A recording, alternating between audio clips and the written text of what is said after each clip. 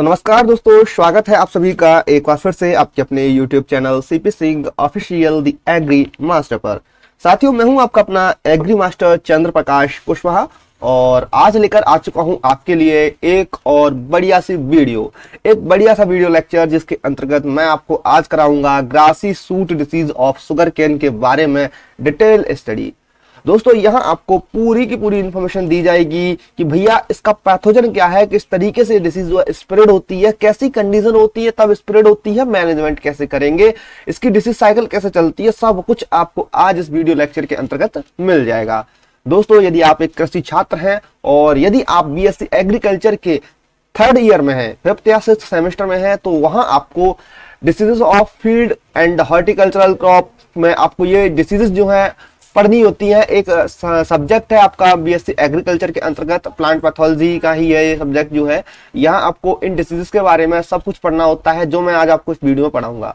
देखिए दोस्तों, ये हमारी पूरी सीरीज रहने वाली है। इस सीरीज में हमने कई सारी वीडियोज अभी अपलोड कर दी हैं। अब तक शायद 4 या 5 वीडियो हम डाल चुके हैं, जिसमें पहली वीडियो तो इंट्रोडक्टरी थी, जहां हमने पैथोलॉजी में यूज होने वाली महत्वपूर्ण टर्म्स जो थे, जो डेफिनेशंस थी, उनके बारे में बताया था। देन हमने गन्ने की जो कुछ बीमारियां थी उनके बारे में बताते हुए आए थे, रेड रॉट, विप स्मट, या हमारा और भी कोई डिसीज है, पोखा वोइंग है या सेट रॉट है। तो कई सारी डिसीज हमने कवर करा दी हैं और आज हम पढ़ने वाले हैं ग्रासी सूट डिसीज। ये भी गन्ने का एक बहुत ही ज्यादा खतरनाक रोग है भैया। यदि आप एक एग्रीकल्चर स्टूडेंट हैं तो भैया आपका फ्यूचर यहीं से स्टार्ट होगा, इस प्लेटफॉर्म से स्टार्ट होगा जहां हम आपको बैठ करके पढ़ा रहे हैं दोस्त।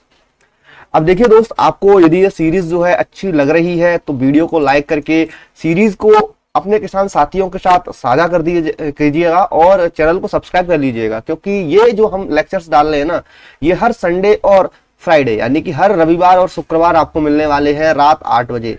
रात 8 बजे आपको 2 दिन ये लेक्चर्स मिला करेंगे वीक में। वीकली हमने इसका टाइम पीरियड रखा है और टाइम एकदम फिक्स रखा है कि 8 बजे ही आपको ये लेक्चर मिलेगा, जिससे आपको कोई कंफ्यूजन ना हो कि वीडियो कब डाल रहा हूं मैं, कब आपको मिल रही है। टाइम फिक्स है 8 बजे, हर जो रविवार है, शुक्रवार है, उसको आपको मिल जाएगा शाम को रात 8 बजे ये लेक्चर जो है पब्लिक हो जाया करेंगे। आप जाकर के इन वीडियोस को देख सकते हैं। चलिए आज की इस वीडियो में शुरुआत करते हैं। एक नई बीमारी जो है गन्ने की, उसके साथ में इस लेक्चर को। तो देखिए दोस्त, यहाँ जो डिसीज है ना, वो ग्रासी सूट डिसीज है। ग्रासी सूट डिसीज जो है इसे जीएसडी भी कह देते हैं, शॉर्ट में क्या कह देते हैं, जीएसडी कह देते हैं। ओके दोस्त, अब बढ़ते हैं आगे। तो देखिए दोस्त, यहाँ सबसे पहले इंट्रोडक्टरी जो भी नॉलेज है उसको देख लेते हैं। क्या लिख रखा है भाई, इंट्रोडक्टरी ज्ञान क्या पता होना चाहिए हमें इसके बारे में, किसके बारे में, जीएसडी के बारे में, ग्रासी सूट डिसीज के बारे में। तो देखिए दोस्त, ये जो डिसीज है ना, ये पूरी की पूरी डिसीज है ना, ग्रासी सूट डिसीज, ये एक फाइटोप्लाज्मा जनित रोग है। क्या है? फाइटोप्लाज्मा जनित रोग है। कैसा है? फाइटोप्लाज्मा कॉज्ड डिसीज है। अब ये जो फाइटोप्लाज्मा है यही यहाँ पे कॉजल ऑर्गेनिज्म है भैया। क्या है? कॉजल ऑर्गेनिज्म यहाँ यही है। तो इस पैथोजन का जो वैज्ञानिक नाम है ना, वो यहाँ रहता है कैंडिडेटस फाइटोप्लाज्मा सैकेरेई। सैकेरेई इसलिए है क्योंकि ये गन्ने के अंतर्गत यहाँ हमला दिखा रहा है। यदि ये अन्य क्रॉप में होता तो वहां उसकी स्पीसीज यहाँ पे लग जाती। देखिए जो फाइटोप्लाज्मा है ना, ये गन्ने में ही नहीं बहुत सारी क्रॉप्स में आतंक दिखाता है। ये अगर आप बैगन में जाओगे तो बैगन में आपने देखा होगा छोटी पत्ता रोग, जो छोटी पत्ती रोग है ना, वो भी फाइटोप्लाज्मा जनित रोग ही है, फाइटोप्लाज्मा कॉज्ड डिसीज है। ठीक है, तो देखिए यहाँ तो गन्ने के बारे में बता रहा हूँ, आगे आपको बहुत सारी वीडियोस मिलेगी, हर एक क्रॉप के ऊपर वीडियो रहने वाली है, डिटेल्ड वीडियो रहने वाली है। तो वीडियो देखते रहिए, चैनल से जुड़े रहिए। यदि आप एक किसान हैं तो भी वीडियो देख सकते हैं, आपको बहुत ही अच्छी चीजें जहां जानने को मिलेंगी। अब मेरे भाई, यदि हम बात करें कि ये फाइटोप्लाज्मा है क्या, देखिए फाइटोप्लाज्मा जो है ना, एक बैक्टीरिया लाइक ऑर्गेनिज्म है। क्या है? एक बैक्टीरिया लाइक ऑर्गेनिज्म है। एक छोटा बैक्टीरिया ही समझ सकते हैं आप, लेकिन इसमें सेल वॉल नहीं होती है। ठीक है, ये जो डिसीज है ना, सबसे पहले ऑब्जर्व की गई थी भारत में 1949 में। वो भी कहाँ की गई थी तो दोस्त, ये की गई थी अहमदनगर। अहमदनगर एक डिस्ट्रिक्ट है बॉम्बे, जो कि अभी महाराष्ट्र है, वहां पर। ठीक है, और इसके बाद इसे जो है फॉर्मली रिपोर्टेड जो किया गया था ना, वो चोना जो थे एक वैज्ञानिक थे, उन्होंने किया था 1958 में। अब देखिए ये जो डिसीज है ना, जीएसडी, ये कैरेक्टराइज किससे की जाती है, यानी इसका प्रमुख लक्षण क्या है जिससे पता चले कि जीएसडी डिसीज ही है, यानी कि गन्ने का ग्रासी सूट डिसीज है ये। तो भैया इसका एक बहुत ही मतलब जो लक्षण है ना, सबसे ज्यादा इसे व्यक्त करता है, मोस्ट कैरेक्टराइज्ड सिम्टम्स, वो है एक्सेसिव कलरिंग और स्टंटेड ग्रोथ ऑफ कैन। जो हमारा कैन मतलब शुगर कैन है ना, उसकी हमें एक्सेसिव टॉलरेंस देखने को मिलेगी, स्टैंडर्ड ग्रोथ देखने को मिलेगी, जिसकी वजह से हमारी यील्ड डाउन होगी। जो भी हमें यहाँ पे कैन मिलने चाहिए थे, शुगर कैन मिलने चाहिए थे, उनकी जो क्वालिटी है वो भी डाउन ही रहेगी। और दोस्त ये जो डिसीज है ना, ये स्प्रेड होती है इंसेक्ट के थ्रू, यानी वेक्टर्स यहाँ पे सबसे अहम भूमिका निभाते हैं। और वो वेक्टर कौन सा भैया? वो वेक्टर है लीफ हॉपर। लीफ हॉपर जिसे पर्ण फुदका कीट कहते हैं हिंदी में। ये लीफ हॉपर यहाँ पे बहुत आतंक दिखाता है भैया, तो इसे कंट्रोल करना है हमें। लीफ हॉपर को कंट्रोल कर लिया तो भैया ग्रास सूट डिसीज नहीं आएगी, आ चुकी है तो वहीं रुक जाएगी, आगे नहीं बढ़ेगी। ठीक है दोस्त। अब देखो बात करें पैथोजन की, तो वही कॉजल ऑर्गेनिज्म दोस्त।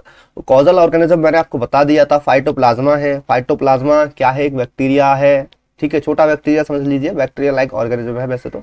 और ये जो है ना कैंडिडेटस, मतलब इसका जो वैज्ञानिक नाम है ना वो है कैंडिडेटस फाइटोप्लाज्मा सैकेराई।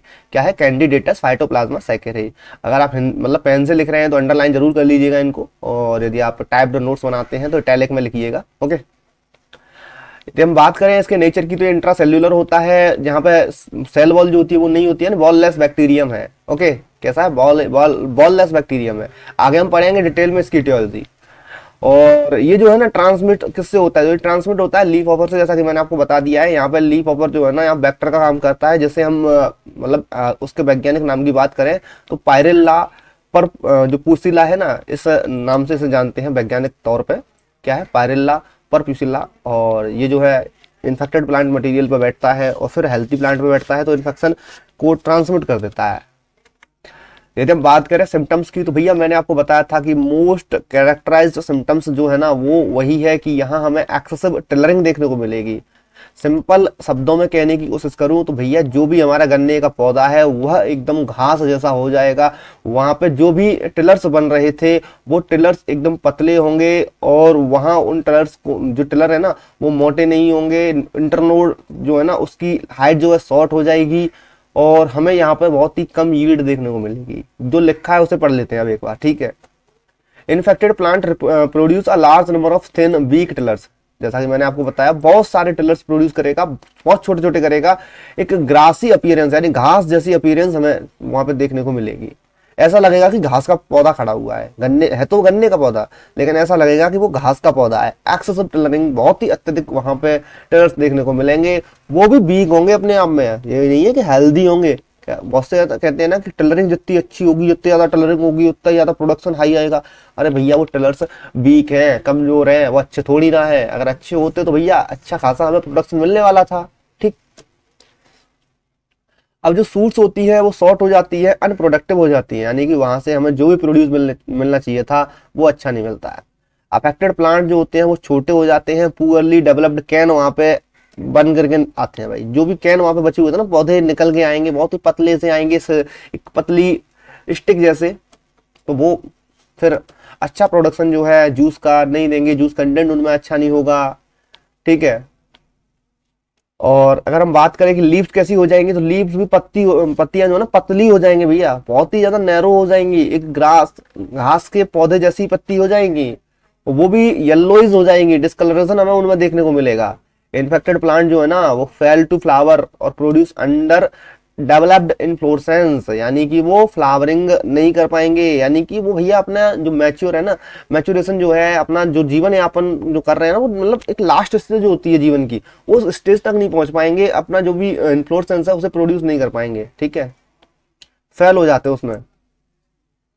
और रेटून क्रॉप जो होती है उसमें ज्यादातर हमें ये समस्या देखने को मिलती है। रेटून क्रॉप यानी रेटून आप समझते होंगे यार, रेटून नहीं समझते? चलो मैं बता देता हूँ। एक बार हमने गन्ना लगाया, इसको हमने हार्वेस्ट कर लिया। अब इसका जो यहाँ पे ठूंठ बचा था ना, जो रूट पार्ट बचा हुआ था, इसी को हमने छोड़ दिया। इस रूट पार्ट से दोबारा से हम सेकेंड हार्वेस्टिंग लेंगे। यहाँ से गन्ने कुछ निकल के आए, टिलर्स निकल के आए। अब यहाँ जो है ना, इससे हमने हार्वेस्टिंग ले ली। चलो नेक्स्ट ईयर तो हमें अच्छी हार्वेस्टिंग मिली, अच्छा मिल गया, कोई हमें डिसीज नहीं देखने को मिली। लेकिन थर्ड ईयर में हमें यहाँ पर एक्सेसिव जो है टिलरिंग देखने को मिल गई। बहुत सारे टिलर्स हो गए यहाँ पे, वो भी पतले पतले पतले पतले हो गए। तो भैया ये समस्या हमें यहाँ ज्यादा देखने को मिलती है। कहाँ ज्यादा देखने को मिलती है? रेटून क्रॉप में। तो इसी को रेटून क्रॉप कहते हैं। यानी एक बार हमने क्रॉप हार्वेस्ट कर ली, उसके बाद जो भी हम नेक्स्ट क्रॉप उसी प्लांटिंग मटेरियल जो भी लगा हुआ है ना उसी से हम ले रहे हैं, तो उसे रेटून क्रॉप कहते हैं। ठीक है।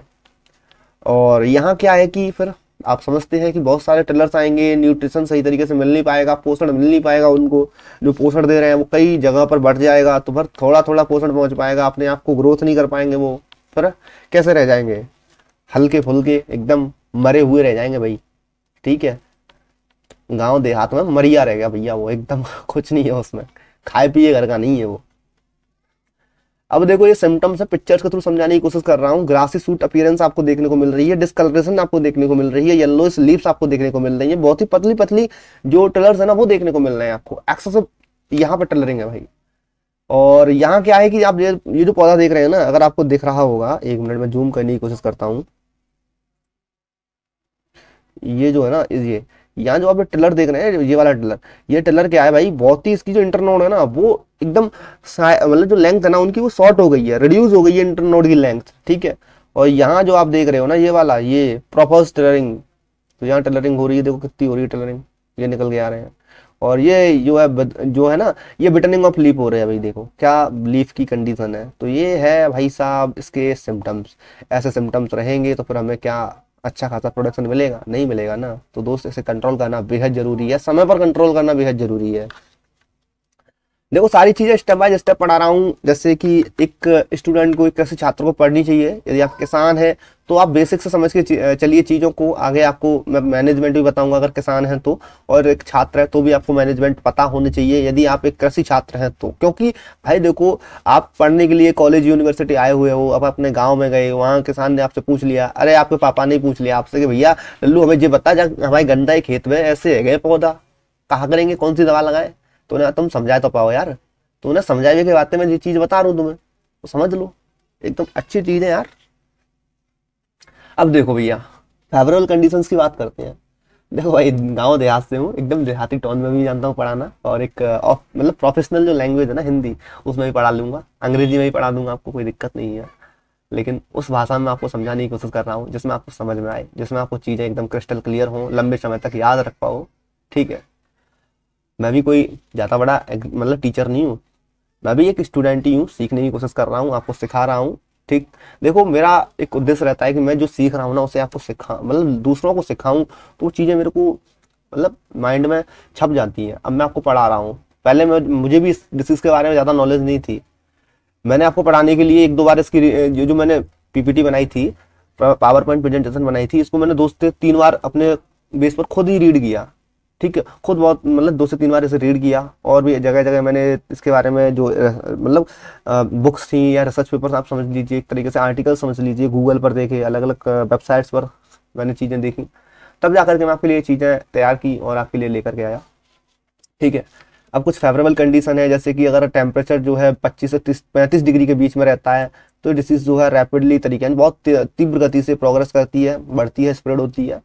और इंसेक्ट एक्टिविटी यदि हाई है तो भैया ये समस्या ज़्यादा देखने को मिलेगी। लीफ हॉपर आप सही तरीके से कंट्रोल नहीं कर रहे हैं, उल्टी सीधी पेस्टिसाइड का इस्तेमाल कर रहे हैं, लीफ हॉपर फिर भी कंट्रोल नहीं हो रहा है, तो भैया ये समस्या देखने को मिलेगी। ये समस्या जो है ना मानसून सीजन में ज़्यादातर देखने को मिलती है, डिसीज ट्रांसमिशन की जो समस्या है ना, यानी कि इस मानसून सीजन में, अब देखो होता क्या, समर में तो बहुत तीव्र गति से लू चलती है, तो लू में ये इंसेक्ट जो है सर्वाइव नहीं कर पाते हैं, बहुत सारे इंसेक्ट, तो लू में गर्म हवा से वैसे ही मर जाते हैं। लेकिन जैसे ही मानसून आता है, मानसून में वर्षा होने लगती है, तो फिर इनके लिए एक ऐसा एनवायरनमेंट क्रिएट हो जाता है, जब ये रिप्रोडक्शन करते हैं, अपने आप को मल्टीप्लाई करते हैं, खाना पीना अपना बहुत सारा इकट्ठा करते हैं, खाते पीते हैं, तो फिर उस समय ये ट्रांसमिट बहुत ज़्यादा डिसीजेस को करते हैं। और हाँ, यदि हम मोनोक्रॉपिंग कर रहे हैं, मोनोक्रॉपिंग ही कर रहे हैं, यानी बार बार गन्ने की खेती कर रहे हैं सेम फील्ड में, तो भैया यहाँ फिर आपकी क्रॉप को कोई नहीं बचा सकता। मोनोक्रॉपिंग तो आपको किसी भी फसल की करनी ही नहीं है, किसी भी फसल की। ठीक है, हाँ कुछ 1-2 एक्सेप्ट हो सकते हैं उन्हें छोड़ करके, मोनोक्रॉपिंग अगर आप करोगे तो भैया फिर तो नुकसान आपको देखने को मिलेंगे। करना क्या है फिर, क्रॉप रोटेशन करना है भाई। इस बार आपने गन्ना लगा लिया, अगली बार कोई और फसल जो है उसे लगा लो, तो अगली बार आप गेंदे की खेती कर लो यार भाई, ऑलरीकल्चर में चले जाओ, या फ्लोरिकल्चर में चले जाओ ना, गेंदा फ्लोरिकल्चर में आता है ना, फ्लावर है। यदि आप फ्लावर नहीं कर रहे तो ऑलरीकल्चर कर लो, फ्रूट क्रॉप लगा लो, कोई पोमोलॉजी में चले जाओ, तो आपके पास बहुत सारे अल्टरनेटिव्स हैं, बहुत सारी चॉइसेस हैं, तो आप कर सकते हो। देन इसके बाद कुछ एटियोलॉजी है, जैसा कि मैंने आपको बताया कि पैथोजन के बारे में डिटेल स्टडी करेंगे कि पैथोजन क्या होता कैसा है भाई। तो पैथोजन के अंदर एक तो सीधी बात, सिंपल बात यही है कि फाइटोप्लाज्मा है, तो फाइटोप्लाज्मा में सेल वाल नहीं होती है, ठीक है, क्या नहीं होती है, सेल वाल नहीं होती है, ओके। यहाँ एक मेम्ब्रेन पाई जाती है, इसकी जगह जो सेल वाला ना उसकी जगह पर ट्रिपल लेयर्ड मेम्ब्रेन होती है, जिससे ये बाउंड होता है, इसके चारों ओर ये लेयर होती है, ठीक है। प्लियोमॉर्फिक और फिलामेंटियस इसकी शेप होती है, यानी कि they do not have fixed shape, इसकी कोई फिक्स्ड शेप नहीं होती है। प्लियोमॉर्फिक यानी शेप बदलता रहता है, ठीक है। किसकी वजह से शेप बदलता रहता है? क्योंकि यहाँ सेल वाल नहीं है भैया, सेल वाल की एब्सेंस में शेप उसकी बदलती रहेगी, कभी स्फेरिकल, कभी ओवल या इलॉन्गेटेड फिलामेंटियस स्ट्रक्चर देखने को मिल जाएंगे हमें, ठीक है। साइज में बहुत छोटा होता है, 1 माइक्रोमीटर के तकरीबन होता है, इंट्रासेल्युलर होता है और प्रोकैरियोटिक स्ट्रक्चर होता है इसका। कैसा होता है? प्रोकैरियोटिक स्ट्रक्चर होता है, लाइक अदर प्रोकैरियोटिक, जैसे कि जिसका डीएनए जो है ना वो डिस्ट्रीब्यूटेड होता है थ्रू आउट द जो साइटोप्लाज्म है ना उसमें, and is not enclosed with in nucleus, nucleus के अंदर इनक्लोज नहीं होता है। तो ये इसकी इटियोलॉजी है भाई।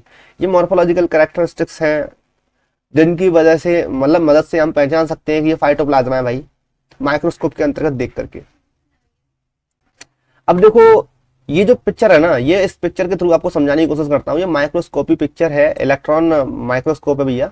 ये जो है यहाँ देखा गया है कि एक यहाँ मतलब इन्फेक्टेड पौधे को लाया गया था, इन्फेक्टेड प्लांट को लाया गया था। जो प्लांट था ना वो ग्लैडियोलस का प्लांट था, जिसके अंतर्गत ये समस्या देखने को मिल रही थी। और यहाँ आपको दिखाने की कोशिश करते हैं कि ये फ्लोमेटिक टिश्यू जो है ना, जहाँ ये जो फाइटोप्लाज्मा जो है पाया जाता है, वहाँ इसने इन्फेक्शन जो है कॉज किया है। और आप देख सकते हैं डिफरेंट डिफरेंट शेप्स आपको देखने को मिल रही हैं, ये आप यहाँ पे देख सकते हैं खुद ही। और यहाँ ये जो पिक्चर आप देख रहे हैं माइक्रोस्कोप के अंतर्गत दिखाई गई है कि किस तरीके का फाइटोप्लाज्मा होता है भाई, ठीक है। यहाँ तो आपको ये सिंपल है, इसके बाद इसे और जूम कर दिया है यहाँ पे। अब देखो डिसीज साइकिल सबसे इंपॉर्टेंट, इसकी डिसीज साइकिल कैसे चलती है। डिसीज साइकिल अगर हमने ब्रेक कर दी तो रोग अपने आप भाग जाएगा खेत से छोड़ करके। डिसीज साइकिल को तोड़ना बहुत जरूरी होता है। किसी भी चीज में आप चले जाइए, अगर आप इंसेक्ट के केस में जा रहे हो तो वहां उनकी लाइफ साइकिल को ब्रेक करना बहुत जरूरी होता है। यदि आपने उनकी लार्वा स्टेज को ही खत्म कर दिया तो फिर आपको अडल्ट नहीं देखने को मिलेंगे। यदि आपने वहां अंडे वाली स्टेज को ही खत्म कर दिया तो फिर आपको वहां पर जो लार्वे है ना वो देखने को नहीं मिलेंगे। तो इस तरीके से ये चीजें चलती हैं। मैनेजमेंट के लिए बहुत जरूरी होता है डिसीज साइकिल को पढ़ना। अब देखो पैथोजन जो है ना वो सर्वाइव करता है इन्फेक्टेड साइट्स में या अल्टरनेटिव होस्ट में। इसके बाद जब ये डिसीज है अपने आप को यहाँ सर्वाइव कर रही है, इन्फेक्शन के लिए तैयार हो जाएगी, तो ये फिर जो वेक्टर है ना हमारा, कौन सा वेक्टर, लीफ हॉपर, पर्णफुदका कीट, उसके थ्रू ट्रांसमिट होगा तो प्राइमरी इन्फेक्शन जो है उसे कॉज करेगा, फाइटोप्लाज्मा में एंटर कर जाएगा, वेस्कुलर टिश्यूज में, पौधे के में। देन वहां अपना रंग दिखाना स्टार्ट कर देगा, excessive colouring, stunted growth, yellowing of leaf वगैरह वगैरह जो सिम्टम्स है मैंने अभी आपको पीछे बताए थे वो सारे यहाँ विजिबल हो जाएंगे। अब देखो दोस्तों, ये जब स्प्रेड करेंगे ना तो किससे करेंगे, जो बैक्टर है ना हमारा, वही कौन, पर्णफुदका कीट, लीफ हॉपर, वही तो यहाँ पे इन्फेक्शन कॉज करेगा, फिर से दोबारा ट्रांसमिशन। तो भैया यहाँ से इस इन्फेक्टेड पे बैठेगा, फिर हेल्थी पे जाएगा, तो फिर से इन्फेक्शन हमें देखने को मिल जाएगा। तो इस तरीके से साइकिल चलती रहती है दोस्त, ठीक है। तो साइकिल आपकी समझ में आ गई होगी। कंट्रोल करना है तो सबसे पहले आपको फिर जो लीफ हॉपर है उसे कंट्रोल करना होगा। अब देखो मैनेजमेंट की बात करते हैं, तो मैनेजमेंट के लिए सबसे पहले तो आप हेल्थी, सर्टिफाइड, डिसीज फ्री जो सेट्स हैं, यानी कि जो आप टुकड़े लाए हो ना गन्ने के, कलियां जो लाए हो ना, आंखें जिनमें है, जो आप बर्ड यूज कर रहे हो, प्लांटिंग मटेरियल यूज कर रहे हो गन्ने का, वो एकदम सर्टिफाइड होना चाहिए, डिसीज फ्री होना चाहिए, ठीक है। इसके बाद आपको रोटेट करनी होगी यहाँ शुगर कैन क्रॉप को नॉन होस्ट क्रॉप के साथ में, यानी कि यहाँ क्रॉप रोटेशन अपनाना होगा। जैसा कि मैंने आपको बताया था पीछे, गेंदे की खेती कर लो या लेग्यूम क्रॉप लगा लो, सीरियल क्रॉप कर लो, एक साल गन्ना कर लो यार, एक साल कोई भी अनाज की या दाल की फसल लगा लो, ठीक है। तो पैथोजन बिल्डअप जो है ना वो यहाँ पे खत्म हो जाता है, टूट जाता है, बीच में रिड्यूस हो जाता है। और इसी के साथ जो भी इन्फेक्टेड प्लांट है उन्हें खेत से उखाड़ करके फेंको, जड़ से उखाड़ना है यहाँ पे, क्योंकि फाइटोप्लाज्मा रह गया तो फिर दूसरे पौधे में भी जा सकता है दोस्त। जड़ से उखाड़ना है, जड़ से, जैसा बैगन में करते हैं ना, छोटी पत्ती रोग जब आता है कंट्रोल नहीं होता, वो उखाड़ के पेड़ को, जो पौधा है ना उसे उखाड़ करके खेत से बहुत दूर फेंकना पड़ता है। और इसके अलावा कुछ रेसिस्टेंट वेराइटीज हैं, उनका चुनाव कर लीजिए लगाने के लिए, जैसे कि CO 86 032, CO 0238 या CO 0118 जो कि एक रेसिस्टेंट वेराइटीज है। यहाँ हमें मिनिमम डिसीज जो है ना देखने को मिलती है। इसके अलावा भैया जो पर्ण फुदका लीफ हापर कीट है उसे कंट्रोल करने के लिए आप यहाँ इंसेक्टिसाइड्स का इस्तेमाल कीजिए, क्योंकि यहाँ आप इस बीमारी को, जो ग्रासी सूट डिसीज है, उसे कंट्रोल नहीं कर पाओगे सही तरीके से। यदि आप देखो, ये समस्या हमें रेटून क्रॉप में देखने को मिलती है, तो रेटून क्रॉप आप ना लें तो ही बेहतर रहेगा। यदि आप फिर भी ले रहे हैं तो बेहतर तरीके से उसका मैनेजमेंट कीजिएगा। ठीक है, कैसे करोगे? तो भैया यहाँ पे इमिडाक्लोप्रिड या थियामेथोक्सम दो मार्केट में प्रोडक्ट आते हैं। थियामेथोक्सम जो है ये आपका जो ग्रैनुलर फॉर्म में आता है, ठीक है, ये आप ले सकते हैं। या आप इमिडाक्लोप्रिड 17.8% एसएल ले सकते हैं, ये लिक्विड फॉर्मेट में आता है। इसकी डोज 1 ml प्रति लीटर रखनी होती है, इसकी 0.5 ग्राम प्रति लीटर रखनी होती है डोज। तो इन दोनों में से कोई एक दवा का इस्तेमाल कर सकते हैं। साथ में स्टिकर डाल के दवा छिड़किएगा जब भी आप स्प्रे करें अपनी फसल में, बिकॉज ऑफ स्टिकर बहुत जरूरी होता है, पत्तियों पर दवा लंबे समय तक टिक पाए। और दवा ऐसे समय लगाइएगा कि शाम का समय हो, वर्षा होने के कोई चांसेस ना हो। यदि वर्षा होने के चांसेस हो तो 2 से ढाई घंटे हमारी दवा जो है पौधे पर बनी रहेगी, तो फिर इफेक्टिव रिजल्ट देखने को मिलेंगे इसमें। और यदि आप नई जो है खेती कर रहे हैं गन्ने की और चाहते हैं कि ग्रासी सूट डिसीज या इसके अलावा बहुत सारी और डिसीजेस हैं वो ना आए, तो भैया जो भी आप सेड्स ले रहे हो उन्हें हॉट वाटर से ट्रीट कर सकते हो, या फिर किसी फंगीसाइड से ट्रीट कर सकते हो, किसी कीटनाशक से ट्रीट कर सकते हो। तो उपचारित करके गन्ने की फसल को लगाइएगा, गन्ने के प्लांटिंग मटेरियल को लगाइएगा। यही यहाँ पे मैनेजमेंट है, इसके अलावा कोई मैनेजमेंट नहीं है दोस्त। अब देखिए भाई, यदि आपको कोई भी प्रॉब्लम है, कोई भी डाउट है इस लेक्चर में, इस वीडियो के अंतर्गत या इससे पहले जो हमारे लेक्चर्स आए थे उनके अंतर्गत, बेझिझक आप हमें कमेंट बॉक्स के माध्यम से या इंस्टाग्राम पर मैसेज करके हमसे पूछ सकते हो। इंस्टाग्राम जो हमारे चैनल है उसकी लिंक डिस्क्रिप्शन बॉक्स में है, यूट्यूब चैनल की लिंक भी डिस्क्रिप्शन बॉक्स में है, फेसबुक की लिंक भी है, व्हाट्सएप ग्रुप है हमारा उसकी भी है, टेलीग्राम की भी लिंक है भैया, और लिंक्डइन की भी प्रोफाइल लगा दी है मैंने यार। जुड़ना चाहो, यदि पर्सनली कोई मैसेज चाहते हो तो वहाँ पे भी आप हमसे कॉन्टैक्ट कर सकते हो। चलिए मिलते हैं आपसे अब अगली वीडियो में। और हाँ, चैनल को सब्सक्राइब करना नहीं भूलना है, बेल आइकन को ऑल पर सेट कर दीजिएगा, क्योंकि हर रात जो रविवार और शुक्रवार की है 8 बजे वहाँ आपको लेक्चर मिल जाया करेंगे। ठीक है, तो चलिए मिलते हैं आपसे अगली वीडियो में। तब तक के लिए जय हिंद, जय जवान, जय किसान। और हाँ, सब्सक्राइब कर लीजिए।